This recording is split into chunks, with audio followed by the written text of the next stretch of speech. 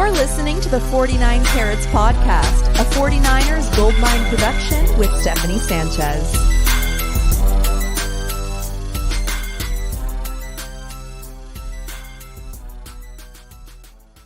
What's going on, everyone? Welcome to another edition of the 49 Carats Podcast. I'm your host, Steph. It is Monday, July 1st. First of the month. We are getting close to the start of the season, start of training camp. I mean, good things are happening. This is like good vibes all around. But we do have to talk about something that's maybe like not as good vibes. And that is the Brandon Aiyuk interview that he had on the Pivot podcast. But before we dive into that, my Monday co-host is with me today. Back from the dead. I mean, last week, he wasn't feeling well. My dad texted me, Weston, like after the show, he watches all my shows and he's like, I think Weston's sick of all the Aiyuk talk. He's not lying. Like, lying. I figured. I was just like, but like, I think my dad legit thought like you bailed because you were just so over like the Aiyuk stuff, which, quite frankly, I wouldn't blame you if that were the case. But you're here today, and guess what? We're still going to talk about Brandon Aiyuk, so you didn't miss out on too much last week. But I was saving it all. We were saving it all for this Exactly. week. That's all it is. But you're doing better? You're feeling better? Yeah, I'm great. I apologize. I mean, listen, your dad sounds like I've never had the pleasure of meeting the man, but I'm sure he and I would get along just fine. And hypothesis proven wrong because here we are on Monday talking about BA.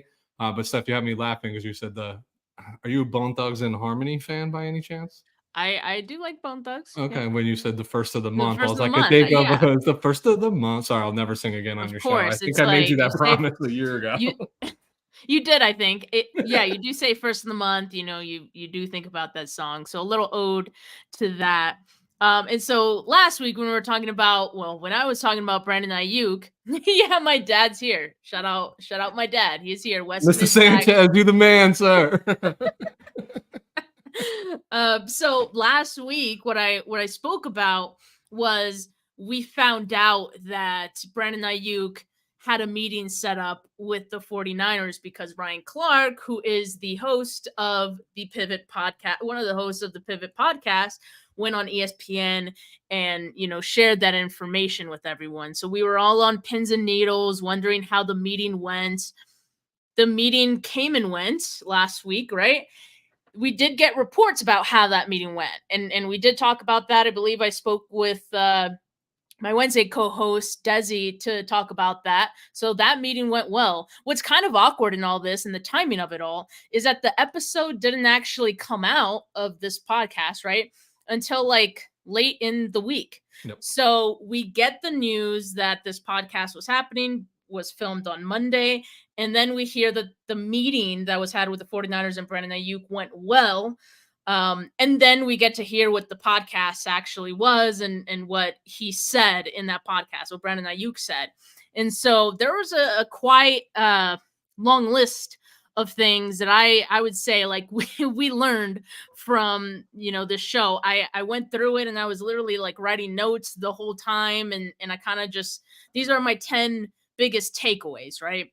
And some of them are like unserious, like we'll talk about Brandon Aiyuk's top 5 wide receivers of all time. That's very unserious. But then we go into, of course, some of the nitty gritty of like what this offseason has been like. And he opened up about a lot of that. And so, yeah, let's just jump right into this. And I think one of the first things, of course, that everyone was wondering about, including obviously the guys of the Pivot, was what he meant by they don't want me back. When he was on that FaceTime call with Jaden Daniels and, he said, they said they don't want me back. I like that Ryan Clark and the guys like kind of drilled into that one and they were like, they didn't actually say those words, right? Like, what did they say? And so we did get some answer from Brandon Aiyuk. And let me just share the video here. How much influence? Oh, wait, that's not the right one. Sorry. Maybe, okay, that's not the video I wanted to share. Here we go. There's no video on that one, but here was the quote. It said, quote, "They told me they didn't think that we're on the same page, that they didn't believe that we were going to, and that was about it at that time," end quote. Weston, don't you feel like that's not as bad as he made it seem, right? Oh, totally. And I think we were all in tune with what was actually being said here. I think we talked about it on this show, Steph, where we're just like, they didn't say that. Let's be very clear. Read between the lines, right? What we're reading here is you're not in our plans at $30 million a year because this is how our offense looks. To me, the we're not on the same page is not a philosophy thing about like needing Brandon Aiyuk to make the offense efficient. It's more about like we don't want to pay you that amount of money. That point blank, period. And Brandon connecting the dots saying, well, I want this amount. They don't want to pay that amount. They don't want me back. Yeah, and it's really that simple, which isn't that bad. I mean, again, like it's July, it was end of June when this took place. Like I feel like with a lot of these deals that the 49ers have completed at the 11th hour of the offseason right before training camp, I feel like this is kind of the status quo for their negotiations around this time, where like they're not really still eye to eye. You know, it feels like maybe Prague Marate, who's the guy he's like the salary cap guru, and I think he has a huge involvement in how these negotiations go and the offers and all those things. He must be like a grade A procrastinator. Like that's just my thought on him. He seems to thrive in those situations where it's like, we got to do this now because training camp's about to start. So yeah, we'll see how it goes, obviously. But yeah, no surprise to me that it wasn't as bad as Brandon Aiyuk made it seem. Obviously, the 49ers didn't actually tell Brandon Aiyuk they don't want him back just right now, not at the number that Brandon Aiyuk wants. And that's exactly what we figured it would be. And so the other thing, or the second thing that we learned is that, hey, wouldn't you know, other wide receivers this offseason who were due to get extensions and who got extensions before Brandon Aiyuk ended up influencing Brandon Aiyuk and probably his agent as to what their asking price would be. And so that was the clip I wanted to share. So let me pull that up here. Their signings have on your market? I think a lot. But with that, I felt like when the season was over, I was trying to, I was back and forth with them every day. Like my agent called me an hour. We're on the phone for an hour and a half, hour, 45 minutes, 2 hours, hang up the phone. He calls them. He calls me back in an hour. We're trying to bang this thing out. And I wasn't worried about any other guy. I was just trying to get what I felt was appropriate for me at that time. That was the rush. That was early on in the off season. We couldn't come to an agreement at that time. And then on top of that, other guys decided to come, or not decided to come. They got paid. Their teams rewarded them. The market changed what the market is. So we weren't able to get a deal done at that time where other guys wouldn't affect the market, and I could just do what I wanted to do. But even at that time, they still didn't agree with where I was at. Really haven't agreed. All right. So, oh, here we go.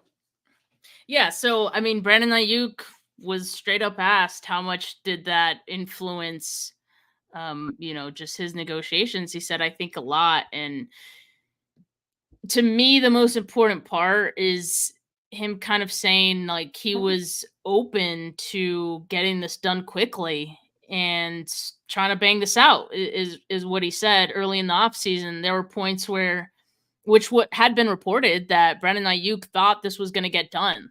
And ultimately that didn't happen. Then all these other guys got paid and Brandon Aiyuk maybe asked for a little bit more. I don't know. But in any case, like the 49ers weren't even trying to meet Brandon Aiyuk at what may have been a lower number early in the offseason. And so now 49ers have to contend with the market and what we know the market is, which is the market's pretty clear, I think, for Brandon Aiyuk, but 49ers still not wanting them to meet him at that price. So yeah, I think that wasn't like, do you feel like this just proves what we've all just kind of thought this entire time, that the 49ers waiting so long actually does them more damage in the end. Yeah, this is the most obvious statement to come out of all of the pivot, in my opinion, is like we already knew this, and I firmly do believe that players are of the school of thought of like they prefer to get these deals done with, right? You don't think Brandon Aiyuk wouldn't have preferred to sign this massive contract in March and had an entire offseason to go enjoy, spend some money, spend some time with family and friends, and do all those things that he's earned the right to do with that big payday.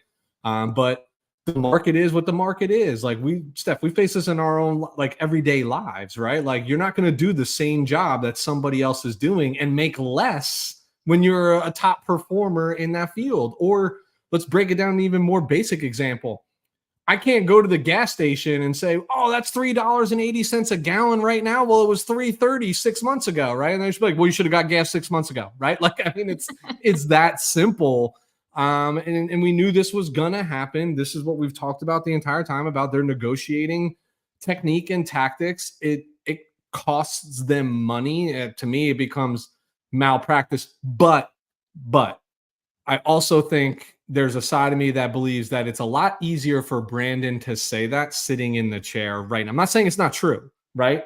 But do we really know how close they were? Right. All we really actually know is that in the beginning, the conversations were hot, heavy, and Aiyuk was excited to get something done. But the $26 million number that we know that's coming from the 49ers today in late February, early March, that might have been like 21 or 22. So they never really were close. And the agent, knowing how the 49ers do business, or you should know how football teams do business. Dude, hang on. There's going to be a couple splash more deals. And if you're BA, you're sitting there and you're like, Nico Collins just got paid what? What has that dude done in this league outside of this last season? Phenomenal season in Houston. But outside of that one season, if you're BA, like, I've had massive increases in my production year over year, right? I'm deserving of that. And I've sat here and I said this many times on your show stuff. He is, like he's deserving of whatever they're going to pay him. It's that whether it's 49ers or somebody else, like he's deserving of it. All these players are. But this is the most obvious to me. Like, of course it was going to cost you more. Inaction always does. Yeah, and this is a good point from Valerie in the comments. His agent likely advised him to wait after other guys started to get paid. That's a possibility too. And of course, like I don't think Brandon Aiyuk, if that were even the case, would mention that. He wouldn't divulge that information because why would he? But yeah, I guess like there's still some speculation to be had in all of this, but I think we know the truth is the 49ers now maybe going to have to pay market price if in fact they do want Brandon Aiyuk. One thing that I think it was Channing Crowder said a couple of times, his analogy of I want a Lamborghini, but I can't afford one. That's pretty much the 49ers right now. And the Lamborghini is Brandon Aiyuk. They can't afford the Lamborghini right now. And it's like, if you can't afford a Lamborghini, you don't get a Lamborghini kind of thing. So yeah, we'll have to continue waiting how this plays out. But that was definitely something that confirmed what a lot of people think at this time. Another thing that Brandon Aiyuk said was that he feels that social media is a way to leverage himself. And this is, again, one of those things that we kind of hypothesized this entire time. And I do have a clip of him kind of talking about this. So I'll share that at this time before I say anything else. Here we go. I just feel like social media is a way for myself to leverage, me and my team to leverage myself and to leverage what I'm trying to get, because that's the way to get the message out there. That's the way to get the facts out there. And the facts are the facts. So if I'm putting facts out there. February 12th.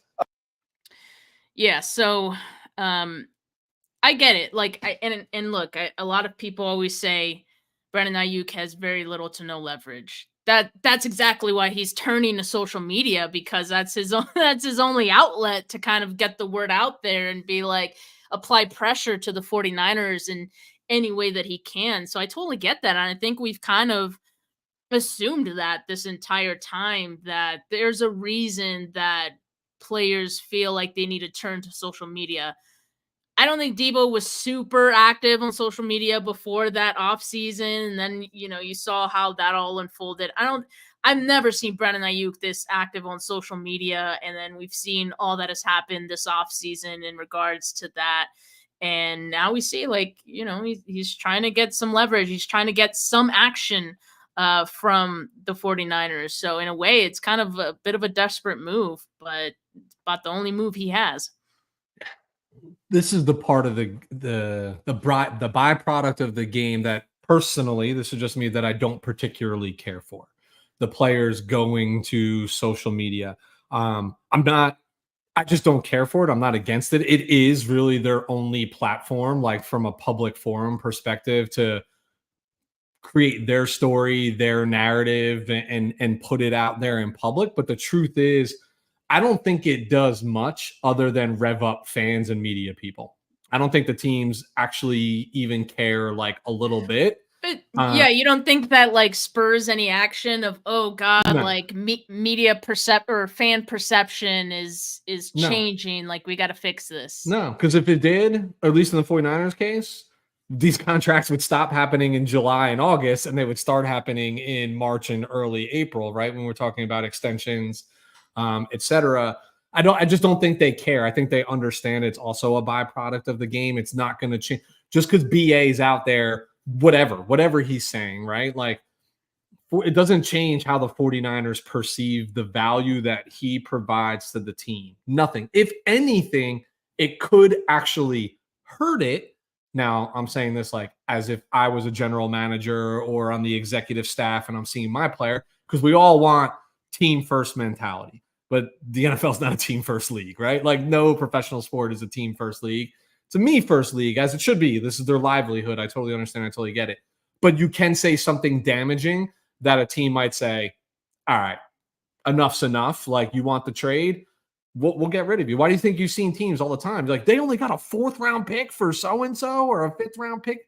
They cut bait. They were tired and done with it. So again, I understand and respect that this is the means that Brandon Aiyuk has available to him to get his message out there. And I would continue to encourage him to do such in a manner that casts a favorable light upon him. But I firmly believe in my heart that teams, it does nothing for the teams. It revs up the fans. A pressure is applied. Media is constantly talking about it. That's really the result of this action. I don't think it moves the needle for the team like whatsoever.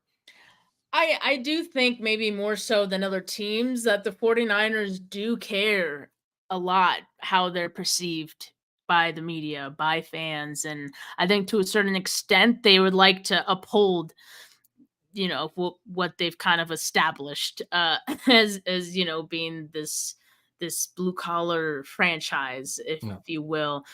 A couple of comments that I think kind of, for me, hit the nail on the head. Again, from Valerie, 49ers have a price range they've accounted for, and BA wants to push the price up. Making noise signals to other teams there's an issue, so they reach out and inquire about a trade. So that's an option too. Like, that is leverage for Brandon Aiyuk as well. Rob D kind of saying the same thing. It is illegal for them to talk to teams, them being the players. So social media is their way to let other teams know what they're thinking. And yeah, I mean, Valerie, again, knowing another team's willing to pay the player's asking price creates a little bit of leverage for the players. So I think there's different ways that for a player it could be beneficial. Can I jump in? Because I do think Valerie is making really good points. So Val, I hear you. I see it. I think right here, though, Brandon's situation is different. Because it doesn't matter what another team is willing to pay Brandon right now because he's still under contract for the 49ers. So that's where the leverage dissipates. They still own the contractual rights to the player. How that pans out, if they go forward 5th-year option because they can't get something worked out, yeah, BA can sit 10 games and still accrue the season credit, right, and be a free agent next year. So yes, I think it inspires teams, to Val's first point. He's unhappy. Let's reach out. I actually think this is why the 49ers wait so long to sign their contracts, but we can talk about that another day, another time. This is like what I was thinking about. But it doesn't matter what they're willing to pay because the 49ers have final veto and say in that. Brandon Aiyuk's camp has no say in that. So people could come knocking with six Right. consecutive first round picks, and the 49ers could just be like, nope, sorry, and then it's dead in the water. So it does motivate them to potentially inquire, like all teams should be doing, like tracking this activity and what's going on with superstar players. You never know when you can swoop in, but it's not about the asking price, because somebody could be like, I'll pay BA $40 million a year right now. Doesn't matter. 49ers control those rights.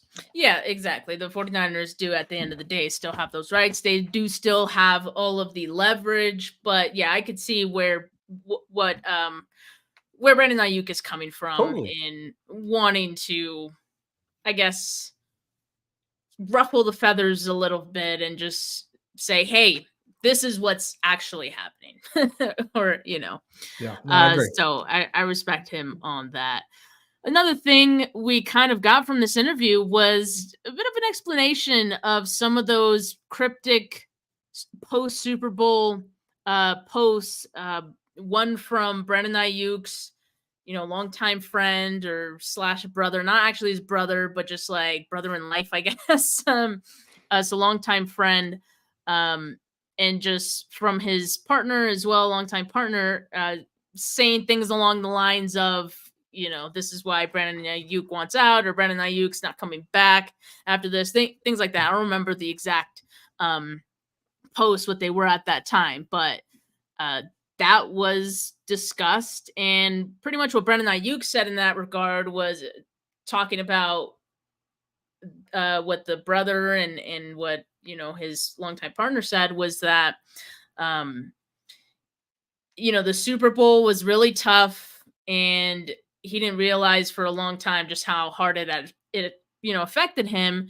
But the people around him, the people closest to him, can kind of see that on him, and they were maybe projecting what they felt Brandon Aiyuk was feeling at that time. Brandon Aiyuk in this interview didn't really confirm whether that's how he was feeling at that time, although, raw emotions of losing a Super Bowl could very well have been. Now, what he did confirm is, the tweet that he sent out, don't forget what got you there. Speaking about the Super Bowl, he said, quote, I feel like you're throwing the ball to me 5-6 times a game all year when I went for 100 yards 6-7 times this year. I turned 70 catches into 1,400 yards. And then here we are right now talking about getting paid top dollar in this market. But I don't know. It's a Super Bowl. It's tricky. We moved on past from the Super Bowl, end quote. So he does acknowledge that tweet did have something to do with the Super Bowl and his lack of targets. And again, I think I can understand the frustration from Brandon Aiyuk's part. I do. To me, this was one of my favorite parts of the Pivot podcast, is showing at least what I felt, or I interpret to be a little humility from Aiyuk, and kind of humanized him a little bit. Like, I use this example on a show that think of your life with your partner, right? So as you're growing this channel and you're doing all these things, Steph, like your partner is like your support system. Like, people take this, your father's tuned in right now, right? Like, people take this journey with you. It's not just Steph on this journey alone, right? People prop you up, pick you up, especially when you're down, and the NFL season is really long and full of a lot of emotions. And then you get to the pinnacle, right? The culmination of this epic season from your team, and the highlight of your personal performance, right? Like, records on all accounts for Aiyuk, to lose in the big game and to feel like you're not factored in. So you go from the highs of highs to the lows of lows, raw emotion, human reaction. And that's what you want from your gamers. I want to be more involved. I expect to be more involved. These are one of the things that I think I love about BA, and why I lean towards getting him paid, because of that dog in him. He's not just like, hey, we lost, I'm about to sign this $30 million a year contract. Like, he's citing this as an example. Like, I want to be more involved in this team. I want to validate what you are going to ultimately have to pay me to keep me around long term. But I loved it because I used that, like, humanized, and I felt like you saw some humility from BA, which you don't typically see from the diva wide receivers in the NFL. But I would ask all listeners and fans to just like for a moment take a step back and just be like, we've all done this where we've shot off at the mouth real fast and like wish you could take back what you said. And that's probably what those tweets more accurately represented from friends and family and from him. Like there are many people that take this journey with you from season to season and support you. And so I appreciated this element of the Pivot podcast. It's what I kind of was hoping to hear if it was ever brought up about those comments. So maybe part of that is I felt like self-satisfied that I was like, okay, good. You know what I mean? Okay, good. Yeah, I mean, I think he addressed this pretty well, and like you said, him kind of opening up about how much the Super Bowl did affect him was probably, like you said, just one of the more human parts of this conversation, because also he's around a couple guys who hadn't been to the Super Bowl, and then other, Ryan Clark, who won a Super Bowl, he lost one as well. So them kind of just having that common ground a little bit, I thought was a good, organic part of the conversation. And I hadn't said it yet, but this is obvious. If you guys didn't watch the Pivot podcast, this episode, I mean, this podcast that I'm doing right now is by no means meant to replace that actual, podcast episode. So make sure you guys check that out because it was really great, good conversation. I appreciated all the questions that those guys asked Aiyuk. I think it was really great. So the next thing that we learned from this interview is that Brandon Aiyuk believes he could do more if he was, let's say, top 10 in targets. Like he was directly asked if he was in a more pass-oriented offense, if he was top 10 in targets, does he think about that? And he did open up about that as well. And I actually do have the video of that clip as well, because there's additional, context he sort of added to that. So let me play that for you. Do you ever think about what you could do? That's what we do. That's what I'm thinking about right now. I have so much more to give. I got so much more to give. That's why I'm like, when you talk about social media and shit, it's a quarterback right there. Is this your sports investing strategy? Watch ESPN. YouTube get its money. Yeah. Right there. That, I guess that just feels like a good time to cut it. But when he said you got this dude right there, he was pointing to Jaden Daniels, who we knew, walked in with him for this interview as well, but he was off to the side, just kind of there as moral support. That's his best friend, by the way. It's nothing more than that. I don't think people need to be super concerned about it. But I mean, I think this is pretty telling that he says he has more to give, and I think it's very natural for any player to feel like they could do more in an offense that gives them every opportunity to do more, right? Like a pass-oriented offense. And so he looks at Jaden Daniels of the Commanders being, maybe, or the Commanders being that type of offense that could maybe give him those opportunities. And he doesn't shy away from mentioning that a few times in this interview. And so he's imagining what he can do in that type of offense, which I think is very natural in all of this, because, you start thinking about things that could happen if this doesn't work out, which I think, again, is a very natural response for humans to do when they're kind of at a fork in the road of two different decisions. Like, you think about everything that can happen. I'm sure he's thinking about what's going to happen if he does sign this extension, right? But you also got to look at the other side of the coin, and clearly Brandon Aiyuk is doing that.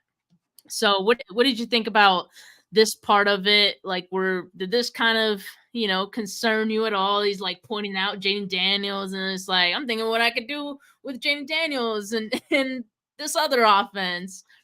Yeah. I have concerns, but it might not be exactly what you're thinking. So first and foremost, I love the self-confidence, right? Especially you play that type of, you give me more targets, I'm going to make more production.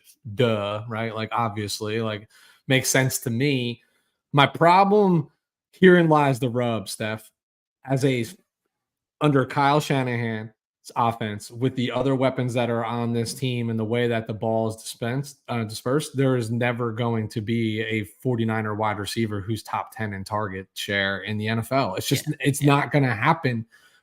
So that's the decision that needs to be made here. Now, I'm not saying that to be like, again, I've been saying pay BA. I don't care what the number is. I've been saying that because to me, it's far more than just wide receiver production in the stat column that he brings. But if that's how he's looking to validate it, like, hey, you give me more targets, look what I can do.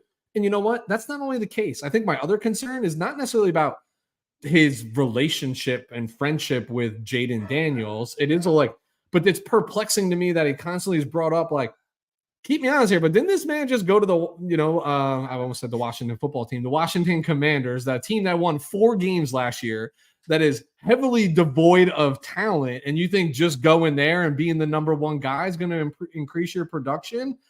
Yeah, I don't think so. Not with a quarterback who has yet to step on the NFL field at this point in time. And I'll give factual proof to this. Terry McLaurin, we're all fans of Terry, right? Like we all think Scary Terry's a heck of a ball player. He had 132 targets last year to BA's 105. And he was able to turn that into 1,002 yards versus BA's 75 receptions for 1,300 plus yards. So just because you go to a different place and you get a larger target share, it does not equate to more production. So I'd be careful about that argument and that stance. But my concern, the biggest for me is, like I said before, where the rub lies is there's never going to be a 49ers wide receiver while Kyle Shanahan's the head coach that is going to be top 10 in the league in target share. It's just not going to happen.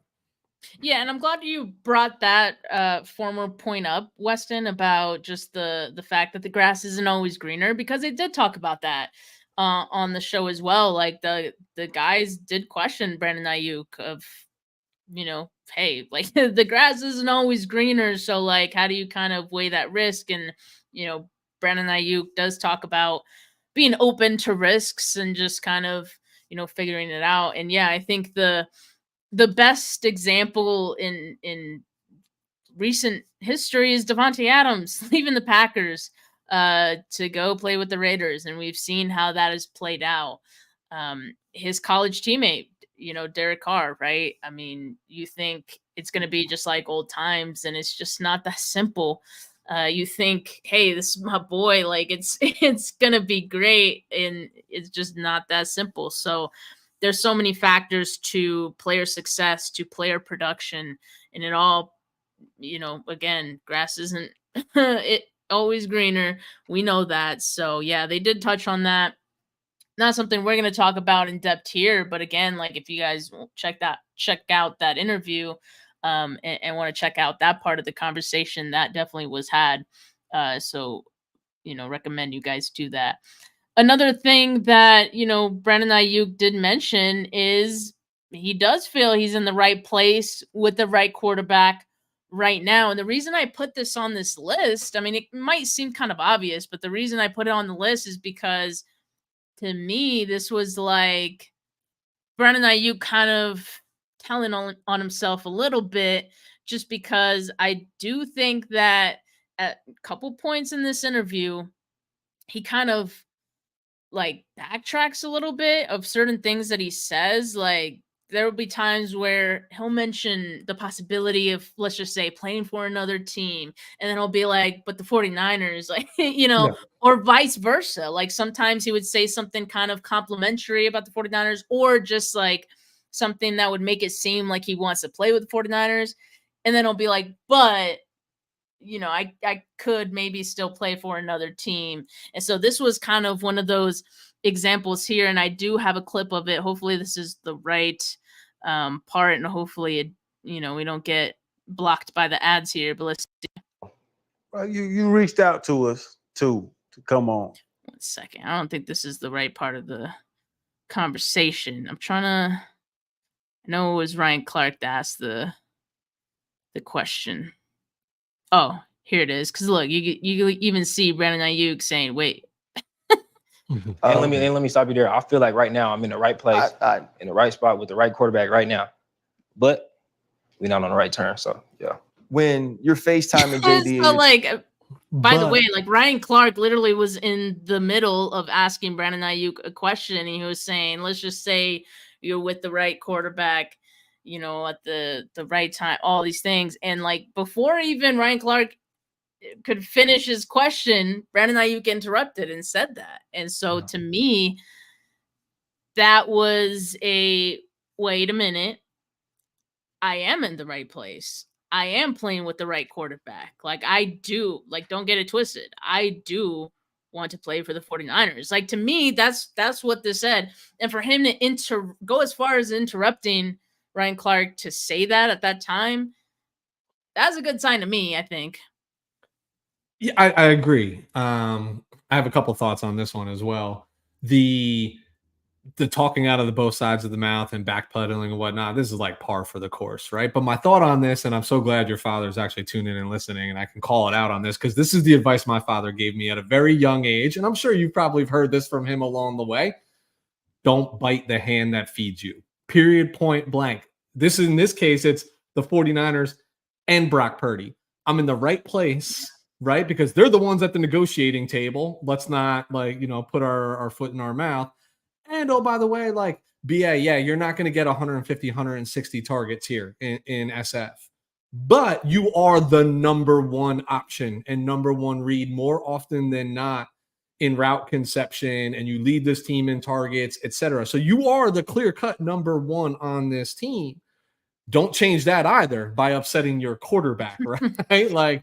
So again, I go back to don't bite the hand that feeds you. Every once in a while, you gotta reel that back in, and understand that, yes, I know you're negotiating here, but dude, you put up 1,300 yards. You know, how many touchdowns did you have last year? I can't remember off the top of my 7 touchdowns, right? Like whatever it is, like you had this year. That quarterback was the one delivering the ball last I checked, right? Like, yeah, you're okay. Right? Let's make sure that is communicated, and let's not shoot ourselves in the foot in the 11th hour here as we're trying to finalize these negotiations. And he was very complimentary of Brock Purdy in other parts of, the interview as well. So again, check that out. I'm not going to, bring all of that here to this podcast, but yeah, I mean, it's clear that he has a lot of respect for Brock Purdy, and I agree. Like, obviously, he's not trying to burn any bridges. He's doing this to, kind of have a voice in this entire situation. And by the way, no surprise, the next thing we learned out of this, Aiyuk reached out to the Pivot to come on the show. Like he reached out to them. It wasn't the other way around. And so obviously he had some things to say that he wanted other people to hear about, but he's not trying to burn any bridges in this either. No. And I think the fact that we know that Brandon Aiyuk reached out to the 49ers to initiate that meeting last week, right? And I think it just continues to show that Brandon Aiyuk wants to get this done. He wants positive communication. And certainly going on this podcast and bad-mouthing the 49ers the entire time wouldn't have been a smart way to do it. So again, he could have done that, by the way, if his goal was to actually play for the Commanders, Steelers, to actually get out of San Francisco. He could have very well done that. But I think he's made it clear this entire time that, yes, he does want to play with San Francisco first and foremost. But also don't get it twisted. He makes it seem like he has other options, but I think we know right now what his options kind of are, and we'll talk about that in a little more detail in a bit. Yep. But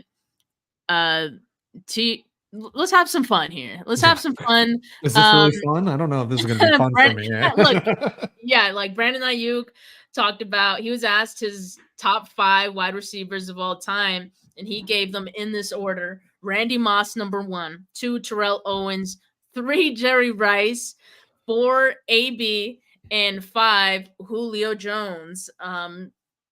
So this is such a list of I am young. Like this is this shows, I think, Brandon Ayuk's age. I'm actually surprised Julio Jones isn't higher up on the list because I think a lot of younger guys would put him at like 1 or 2. But, he does give some respect to Owens and Rice, being former 49ers, right? But this is an interesting list to say the least. Yeah, I mean, you literally stole the words right out of my mouth. Like, tell me how old you are without telling me how old you are. Like, I assure you, Brandon Aiyuk has never seen Jerry Rice play football other than highlights, right? Like, never a live game, never anything like that. So you've never really seen how, listen, all of these wide receivers deserving of being in somebody's top 5 list. I'm not as high on AB as I think this younger generation is, but I understand it. I mean, he was dominant for this like stretch in this league, but like I've seen how wide receivers can take over games and how they just like, if you go back to like the late 80s, early 90s, Rice, Michael Irvin, like these guys would just take over games and tell their quarterback, like, I just throw the ball. Just put the ball out there and I'll make it happen. A different brand of football. Any list that doesn't have Jerry Rice at number 1 as a top wide receiver in NFL history has no credibility in my eyes. It's just that simple. No matter how you want to measure it, you want the backstory, you want the work ethic, you want the production, you want everything. Randy Moss, freak of nature, athletically speaking, gifted wise. T.O., he's actually a really great story. Tennessee, Chattanooga, right? Like not a first-round draft pick, etc. Hit Diva World, big on Julio. I think I'm more disappointed that I don't see somebody like DeAndre Hopkins up here over like Antonio Brown. But it's the fact that there's no Jerry Rice number 1. I have to scrap this and throw this right out. Dude, you play for the San Francisco 49ers. Like, this is the time where you have to be politically correct in the eyes of the media and fans. And number 1 needs to be Jerry. Yeah. I'm also surprised, like, yes, if any list of top 5 receivers had Larry Fitzgerald in it too, like I wouldn't bat an eye. And also like any one of these guys that are on this list for Brandon Aiyuk, I also wouldn't bat an eye.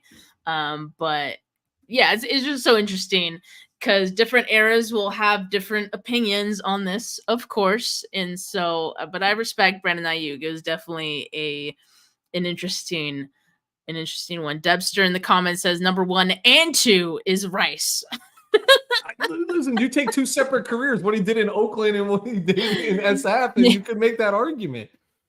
Yeah, absolutely. Except I do give him one that the fact that he made the Seattle Seahawks roster at, what was he, 43 or 44 years old at the time, the mere fact that he even made an attempt to do that, I mean, that's like the one negative check next to Jerry for me.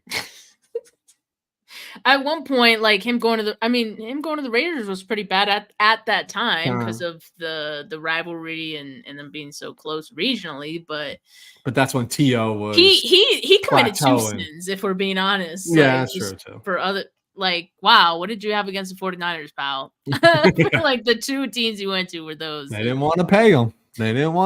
This is how this happens. Pretty funny. But now you can't. It's like you can't go to a 49ers game without seeing Jerry Rice like there on the sidelines pregame or something like that. So it's pretty funny. But speaking of uniforms, Brandon Aiyuk was asked point blank, like, if you had to guess which uniform you would be wearing in 2024, he said he would guess the 49ers. And so this is kind of funny to me because it kind of goes back to the conversation of, well, Brandon Aiyuk doesn't have a lot of leverage. He doesn't have that many options. Like, if we're being 100% honest, the 49ers own the right to have Brandon Aiyuk on their team in 2024, no matter which way you slice it. So I think that says more about this answer than anything. And to me, this is kind of an admission to Brandon Aiyuk that he knows that. But I think it's still funny, again, like he still finds a way to slip in. I mean, if not a Niner uniform, probably a Washington Commander uniform. If not a Commander uniform, probably a Steelers uniform. So he leaves the door open for leverage, quote unquote. But again, I think to me, this is an admission of knowing that the 49ers have the control here. Yeah, I just... Listen, 49ers are still in the driver's seat. Don't panic on this. They'll get it figured out, Steph. I've been as consistent as possible saying that they will get this done, right? But I've also been very consistent saying I would prefer the 5th-year option, as I think they do as well, but I think they'll get it done. What perplexes me is just this Commander and Steelers, like where this come from. This is just like probably the media reporting that there's interest from these teams, drawing the dock because he's been hanging around Jaden Daniels a lot.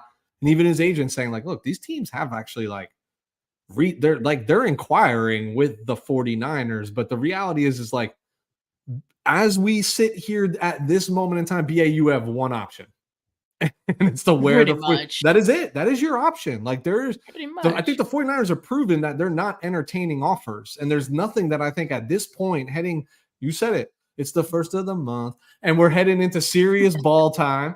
And like the teams are rounding out. I don't think there's anything that a team is willing to provide right now that would force the 49ers to move, from their position, if I'm being honest. Yeah, and as is being brought up in the comments right now, I got to bring this up as well because late last week, Brandon Aiyuk shows on social media, he was on live on Instagram that he was rolling up to the 49ers facility, like he's filming himself, Levi Stadium, you can see it. So he's obviously pulling up to 49 DeBartolo Way. This is after the pivot interview and after the meeting that he had with the 49ers on Monday. So you kind of like speculate and think to yourself, well, this has to be kind of good, right? Like, any case, he was wearing a Pirates hat, Pittsburgh Pirates hat to that, on that day. So I think it was pretty funny. He's still finding ways to troll and, hey man, like I'll have some fun with it, if you're gonna have any fun with any of this. He's trolling. So this is a once in a lifetime opportunity for BA. I think people forget that too, right? Like we all quick to say, I would do this and he should do that. Like, really? Has anybody here been faced with the opportunity to put $75-80 million guaranteed in your pocket over the next? If so, I'd love to be your best friend. I'll give you my address. Exactly. We can hang out and spend time. But I'm being serious. Like, this is a once in a lifetime opportunity for this man. He should have fun with it. And he should absolutely control what he can control. And it's very little that he can control in this process. So if it's wearing a hat of a team that represents a city that you mentioned, is on, in the cards for you potentially, or is, has a seat at the table, like you got to do it. You're just reminding fans, media, I'm still here. This still isn't resolved. Yeah, exactly. That's it. Exactly. He's having fun with it. And like, while I think he would admit that this offseason has been difficult for him and he's taken things personally, and like there's another side of all this that he is enjoying, and it's the fact that he turns on the TV and they're talking about him and all these things that come with it. Any chance he gets, he's filming this offseason and how it's going, and he said specifically like so he can look back on this, because this is a once in a lifetime kind of thing. Like, you're getting your first big bag in the NFL, like you're playing at the highest level. This is awesome, and so that's why at this point, like I can't really judge the extracurricular stuff that he's doing, because that's his way of having fun with what is really a grueling and frustrating off season and stressful off season of waiting to see what your fate is going to be with the team. So I'm glad he's having fun with it, to be honest with you. Me too. I mean, again, I'm not taking BA's side in it, but I kind of am, right? I always kind of take the player's perspective first and say, like, let's not forget that, like, this man was junior college player, right? So overlooked in terms of college offers, et cetera, had some production at Arizona State. When the 49ers took him in the first round, I'm sure there was a handful of 49ers fans like, who is this guy, right? And like, why are we taking this wide receiver in the first round? So he's just like always been overlooked. Wide receiver, if you look up wide receiver in the dictionary and under the definition next to it, it says diva. right? And they definitely read their press clippings and all of those things. And this is his time. Like, he is literally the talk of the town right now, just because he's like that one thing that's unresolved. And 49ers are a national team, a global team, right? When all is said and done from a present standpoint. I didn't know BA to be that guy, to be honest. I always felt he was like maybe a little bit more humble than that. I always chalked Debo up to He's be just introverted. Yeah, He's very right? introverted. I thought he was, but you know what? Now we know. Now we know. Homie plays with a chip on his shoulder. You know what I mean? Like, he is keeping score of what's taking place. Yeah. The period, point blank. I kind of like it. As he should, right? Like, good for absolutely. him. Absolutely. Good for him. And yeah, as Technic Chic in the comments points out, TMZ did ask. Yeah, TMZ is even like interviewing Brandon Aiyuk, and it was kind of wholesome actually, because it seemed like Brandon Aiyuk was kind of legit surprised, but like pleasantly surprised that TMZ wanted an interview with him, right? Like on the street. And so TMZ did ask him about the Pirates hat. He said didn't mean much, but come on, if we're being honest, I think he knew what he was doing with that, but also it didn't mean anything. I think that's also true. Last thing that we learned from this interview with the Pivot, and it's not a big one, we won't spend too much time on it, but he did acknowledge he was in the doghouse. Like, he mentioned the doghouse, and he didn't have, it wasn't like a whole conversation. It was just something he said in passing, talking about something else.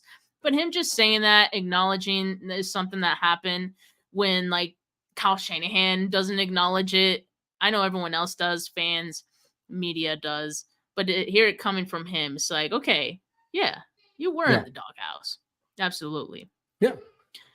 So yeah, of course he was. Steph. I mean, yeah, no, I know. I think we knew. No coach is going to come out and say, "Yeah, I got a notoriously known doghouse that if you don't come," I mean, like, isn't that the relationship players and coaches are supposed to have? Like, do your job, or we take away what we can from you, timeshare, target share, like whatever it is. And I think BA just early in his career had a little maturation process he needed to go through, had to learn how to be a professional at the NFL level, and had to learn the Kyle Shanahan way. And I can confidently say looks and feels like he figured it out, but make no mistake.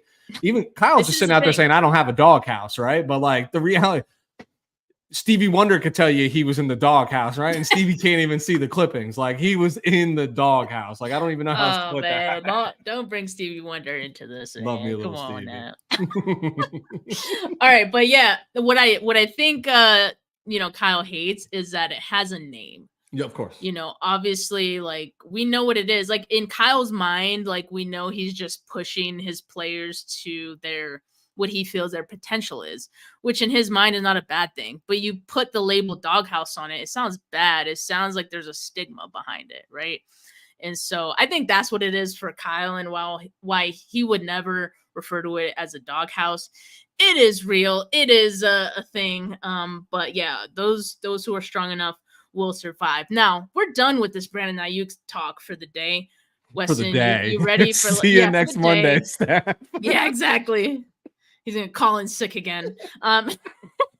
No, we're gonna reserve the last couple minutes here to talk about something way more lighthearted, and that is Christian McCaffrey and his, then fiance Olivia Culpo. They did tie the knot this past weekend, so congratulations to them.